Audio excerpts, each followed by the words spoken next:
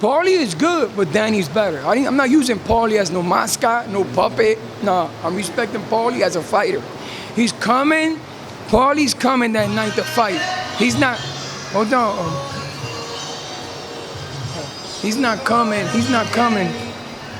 He's not coming. He's not coming to get beat up and say, I'm Paulie, because Paulie respects himself that much, I think, to give himself a little honor and go in there and give Danny a good fight where people can say Danny's a great welterweight. He earned that. Now, obviously with this fight, you know, there's been a lot of criticism because of Danny's past opponents, and this is another guy that doesn't have too much power. How do you, I guess, defend Danny with the criticism of his frequent opponents, or recent opponents? No, yeah, but the thing is this, brother. I mean, the thing is this, man. Danny could fight the killer, like 140, going back that again. Danny fought guys, man, that we didn't pick them. These guys were supposed to be the killers at 140. Matisse flew Danny's. I bring Matisse fights back up because these fights are an example with the question you asked me where I could bring it back and make sense out of it. Matisse punched Danny in the mouth, man. That mouthpiece is a custom mouthpiece. I had to suck that thing out. Like, I really had to suck it behind the back of and pull out and go. It's in there. If I go in the front, that ain't coming out. I'm scratching Danny's gum. So I gotta go in the back and click it out. Really gotta grab it and he flew out of Danny's mouth. That's how hard Matisse hit. When he hit Danny's mouthpiece out of his mouth. So we didn't fight like guys like they couldn't impact. We fought guys that could punch. Kandahar was supposed to knock Danny out. Kandahar was knocking everybody out with his hook at the time when Kandahar was, you know, we making noise at 140. You know what I mean? But then we get a fight like Gerardo in Puerto Rico, whatever his name is. We get a fight like that. Guys, okay, if Danny would have knocked him out, they would have said Danny fought a bum anyway. So you're never gonna get the props. I mean, what's gonna take for people to look at Danny and give him the respect as a fighter that he is? What's gonna take? When God open visions up. Like I told you in the past, we working in God's time. We ain't working in human time. We working in God's time. We working with aliens here. You know what I'm saying? We ain't working with no shish kebabs. Well, the reason I ask is obviously after the Matisse win, he was on all-time high. Everybody wanted him to fight Mayweather. His name was being mentioned with guys like Pacquiao. Even Bob Arum wanted a piece. But it seems like 2014 wasn't his year.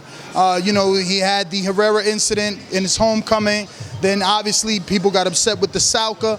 So my question is, why choose a guy like Malignaggi where people can still criticize? Yeah, it doesn't matter, man. I mean, at the end of the day, I'm honest. I'll be honest to God with you. Like, I'll be honest. I could be. Because there's one thing I will never do is lie. I hate lying because I was lying as a child. And I hate people that lied to me.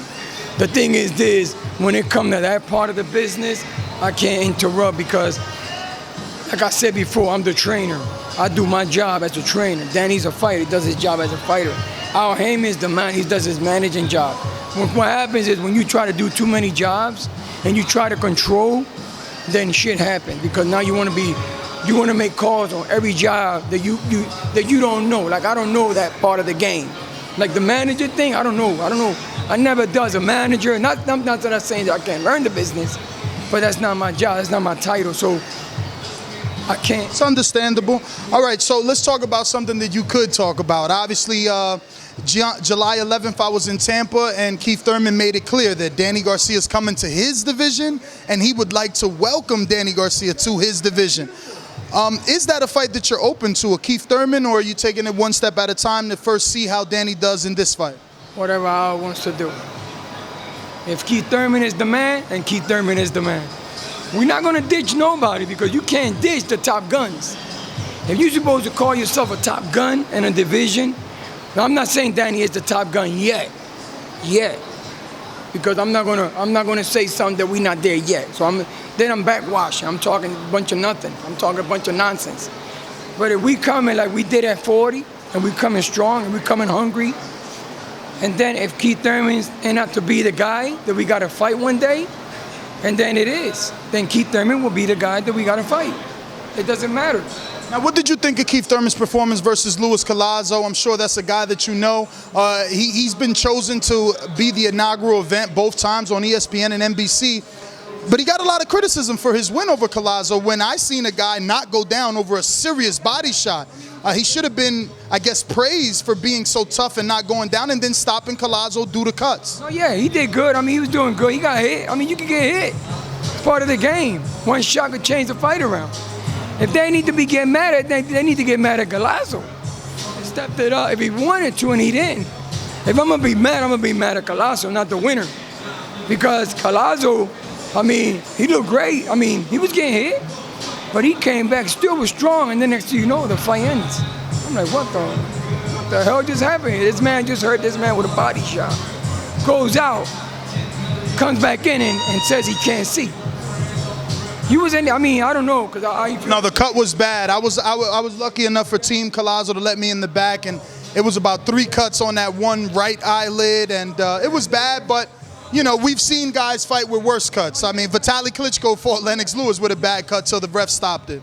Yeah, but the thing is this, if the cut was here inside the eye, then the eye could pop out. Then that's a dangerous cut. Because you can have a cut here, you can have a cut here, or you can have it in top of here. But if it's in here, that's what holds your eye in, and your eye can pop out. Well, all right, Angel, I'm going to let you go ahead and get in the gym there so you can train Danny. We'll get you a little bit later. Thank you very much. Thank you, brother.